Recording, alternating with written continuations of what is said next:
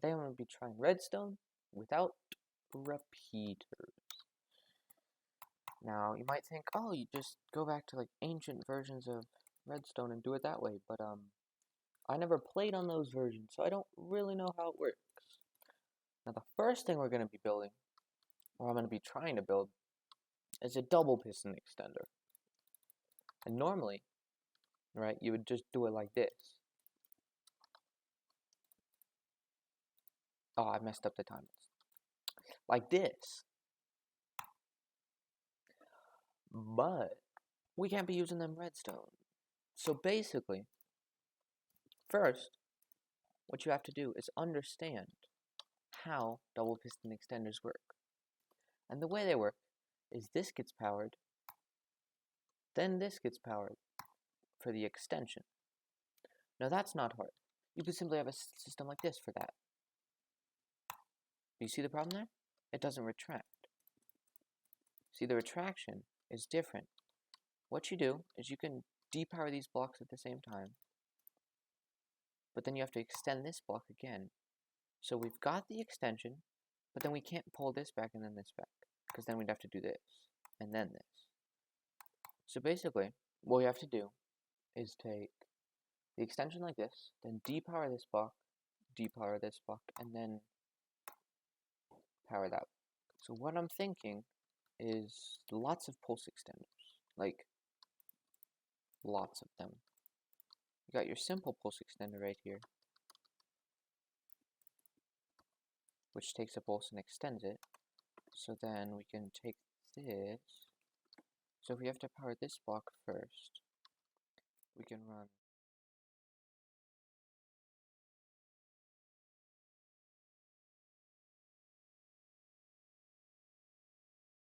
after a lot of trying to do it with redstone, doing it in a line, and all that fun stuff, I was able to make this one, which is a vertical, using hopper locking and observers detecting it. But then I ran across this on Reddit. It's crazy.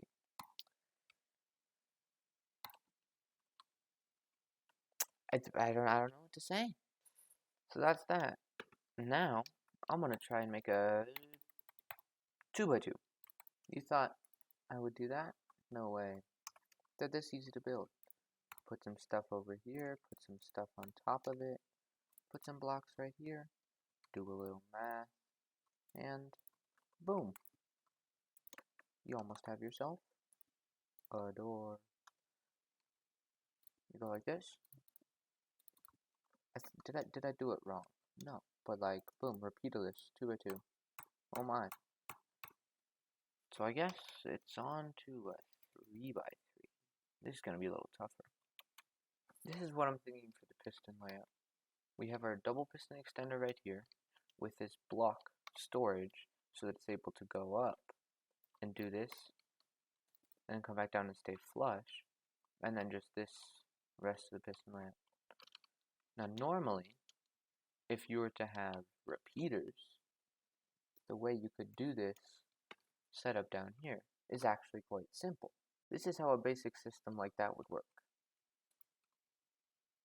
You got your double piston extender with this block here so that you get 2 blocks up in the air.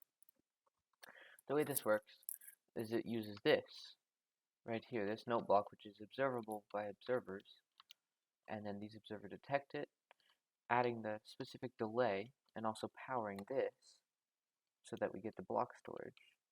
And you also have this observer so that this gets powered as well. Let's see it in action again.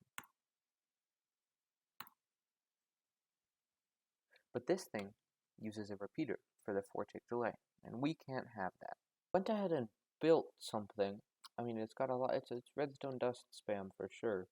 And I tried to link up this 0-tick. Watch what happens. It flashes too fast for anything to power. So then I was like, without thinking, I was like, oh, we can just do this. have the redstone go here, and then I thought, so I just put a repeater right here, and it'd solve all our problems. And it does. But this is repeaterless redstone. This whole door is repeaterless. So basically, no zero ticks, or I can't figure out how to. It's just gonna have to be your average lever, and you can't even. I don't know, this door design. It's bad because see, watch, you can't even run a redstone input into it. It doesn't power the door. It's gotta be a lever. So anyways, I made this repeaterless 3x3, which is actually not that hard. I was trying to make it 1 wide, and that was the problem.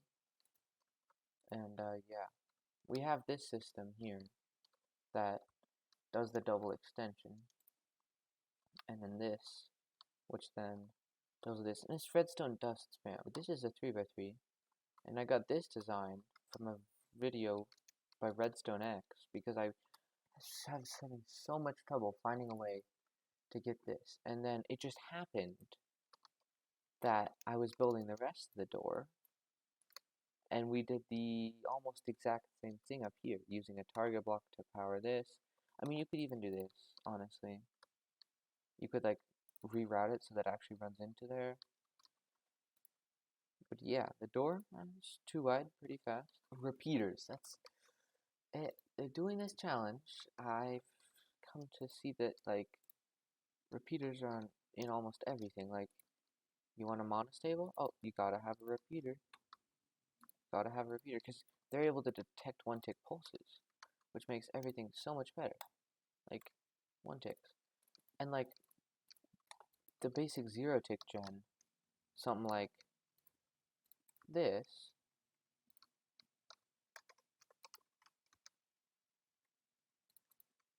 where you just run an input into here, and then say, have an output here.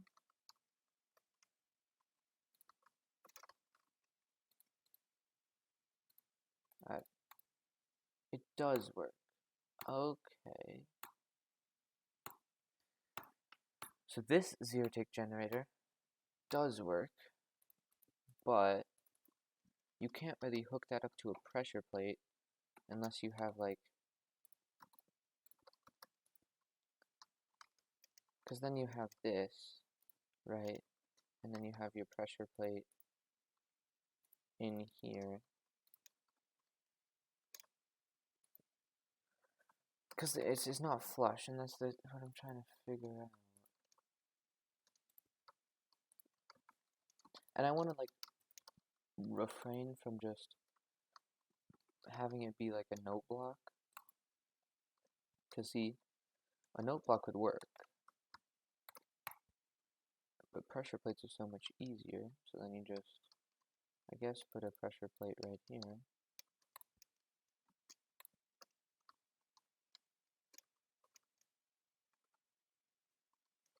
But then we run into the same problem where we can't put an input into here. Unless this is the input. Could we make that work? I'll see. So I went ahead and put it together, but as you can see, 1, it's not even flush with the ground, and 2, it doesn't even work. So I guess the prospect of 0-ticks are just not really working for this door. I could probably redesign the door so it doesn't have a redstone lamp input. But yeah, so that's the 3x3. So when I was editing this video, I decided to look up what videos had already been made about repeaterless, and I realized that Mumbo made a video doing a triple piston extender, a 3x3, and a 4x4. I didn't realize he already had made a video, and I'm trying to say I didn't mean to make this as a copy of that video.